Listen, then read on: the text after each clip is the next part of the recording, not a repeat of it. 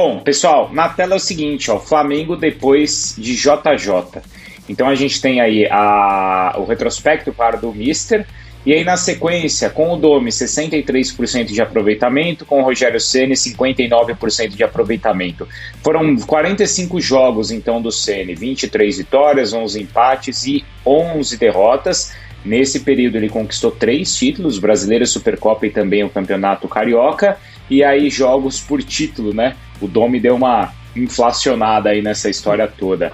Ô Marra, por que o Flamengo não se acha desde a saída do JJ?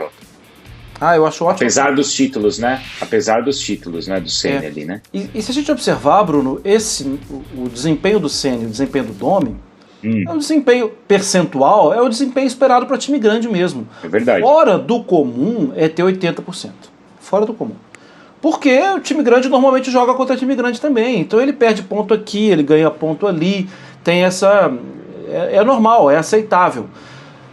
Depois do Jorge Jesus, eu acho que fica o tal do sarrafo, né? Ele tem maltratado os outros treinadores, que nunca foram bem aceitos também. E acho que aí tem um erro também da direção. A direção tem que saber blindar o treinador. E a direção do Flamengo não sabe blindar. Pelo contrário, eu sei que é um momento político importante, porque é ano de eleição e as correntes ficam mais fortes, mas as correntes têm que proteger o treinador, porque em primeira e em última análise é o campo que vai falar muita coisa.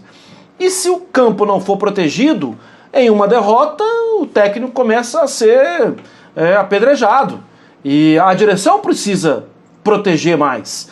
E acho que essa semana ela foi péssima para a direção do Flamengo, porque toda a capa de superioridade ela ficou corroída. Bruno, vamos lá.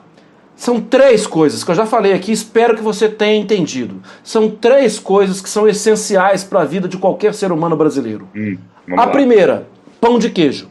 A segunda, ovo. Tem que ter um ovinho.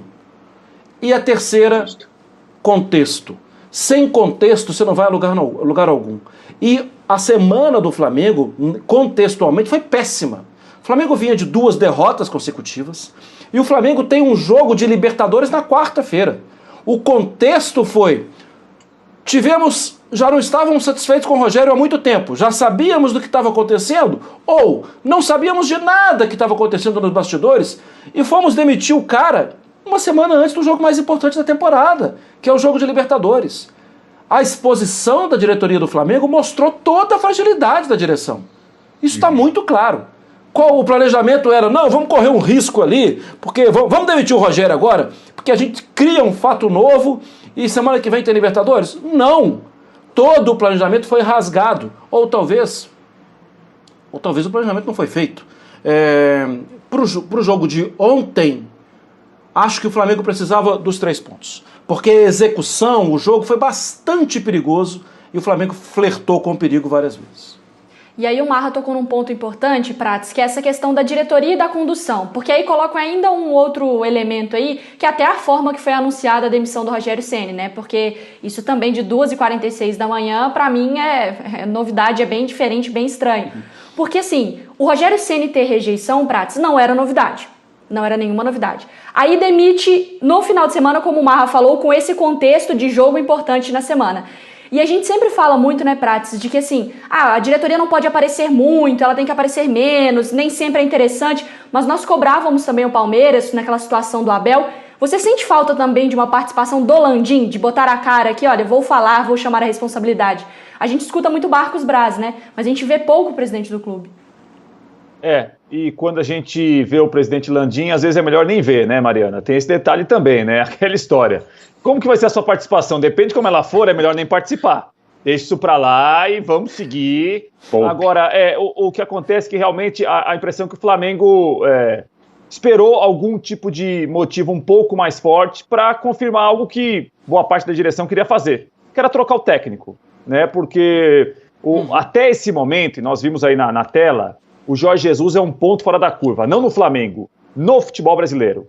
O time do Jorge Jesus, que foi talvez o grande time da era dos pontos corridos, o Flamengo de 2019, que ganhou em espaço curto do Jesus como treinador, Libertadores e Brasileiro, eu acho que ele não pode servir como uma regra. Ele tem que servir até agora como uma exceção. Um treinador muito competente, comandou o departamento de futebol com uma equipe competente, potencializou os jogadores e o time jogou o que jogou com ele. Ponto. Se sempre o parâmetro for o Jorge Jesus, quase ninguém vai servir. Não vai servir o Rogério Ceni. Não, só completando, né, acrescentando uma coisa, não sei se você concorda, mas eu acho que a referência tem que ser essa, do time do Ceni. Porque se o rubro-negro vai avaliar como o trabalho do Renato, essa é a chave. Vai falar assim, poxa, esse time já é melhor que o time do Ceni, ou vai avaliar assim, esse time ainda não é o time do JJ? Agora me parece que para esse início da era Renato Gaúcho, a avaliação vai ser sobre o trabalho do Rogério Ceni. Vai ser uma comparação com o trabalho anterior. E até a impressão que eu tenho é que o Renato, no primeiro momento, vai cuidar muito do ambiente, do lado externo, para ter resultado dentro de campo. Isso quer dizer que ele não fará nada dentro de campo? Claro que vai fazer. Mas me parece que o Renato vai chegar para apaziguar os ânimos, apaziguar a situação, aí ver se a rede social também, o cidadão não fica lá colocando hashtag sobe, sobe, desce, sobe, sobe, sobe, desce, vai cuidar disso daí. É uma outra figura, é muito inteligente. Então, assim, tem tudo isso. O Renato, nesse sentido de ambiente, de tentar apaziguar, de tentar aglutinar o grupo, ele ajuda bem. É um técnico experiente, conhece o Flamengo, jogou muito no Flamengo, queria treinar o Flamengo há muito tempo. Acho que, para curto prazo, o Renato é um nome muito interessante. Depois, com alguns problemas que vão aparecer, com um tipo de resultado que poderá não aparecer, aí é uma outra conversa. Acho que o Renato, para esse começo, sabe exatamente o local que está pisando e vai trabalhar muito fora de campo para tentar melhorar a situação também dentro de campo do Flamengo. A questão, Marra, que eu te pergunto, assim, estava vendo ali a foto do Jorge Jesus, mas ao longo do programa nós falaremos sobre o Renato também, tá, pessoal? Falaremos especificamente sobre o novo treinador. Mas, assim, eu fico pensando, independentemente de qual treinador seja, tá, Marra? O que ele precisa fazer para ter paz? Porque, na minha cabeça, é um distanciamento de tempo. É esperar, porque 2019 está muito vivo ainda. Acho que só o tempo aí para poder acalmar os ânimos, essa mudança de jogadores, sai Gerson, vai desmantelando um pouco esse time que estava tão vivo na cabeça do torcedor. É só isso. Eu também acho. E acho que o Renato é muito habilidoso com o torcedor do Flamengo. E acho que ele vai... Primeiro, Mariana, é que no momento, a principal coisa que o torcedor do Flamengo, e é claro que não dá para generalizar, mas o volume estava quente, né, estava alto da gritaria, é o alívio de tirar o Rogério. O torcedor do Flamengo está aliviado de tirar o Rogério. E quando chega alguém conhecido, que tem uma história no clube, que já falou nas entrelinhas, nas linhas, já colocou em negrito, caixa alta, que queria trabalhar no Flamengo, que queria voltar para o Flamengo, o torcedor acho que vai se sentir representado em um primeiro momento. O trabalho dele, convenhamos, não é um trabalho assim. Ele não vai ter que montar o time está aí. Ele vai ter que acertar as peças, vai ter que voltar a dar moral para alguns jogadores, tirar algum outro. Vai fazer o que ele fez no Grêmio, né? Reforçar, melhorar todos os números defensivos, e ele fez isso muito rapidamente. Ele atacou os principais problemas que o Grêmio tinha da época do Roger, que foi um timaço, né? O time foi muito bom com o Roger, mas tinha problemas defensivos. Ele atacou rapidamente e o time voltou a jogar bem. Eu acho que o Renato... Ter o fantasma do Jorge Jesus é péssimo, mas eu acho que ele vai ser habilidoso para comandar isso. Vai ser habilidoso para tratar o Gabigol? Porque a gente viu que a relação do Ceni ali com o Gabigol nunca foi das melhores também, né, Prats? E tem até essa história do Gabigol não ter participado do jogo de ontem também por estar cumprindo uma suspensão aí do próprio clube, naquela confusão ainda de ter ido para a seleção, ter se apresentado no Flamengo, né? O que você achou, Prats? Não, acho que o Renato vai levar bem tudo isso daí, viu, Bruno? E até alguns jogadores que estão, entre aspas, em baixa, tendem a crescer nesse começo da era Renato Gaúcho.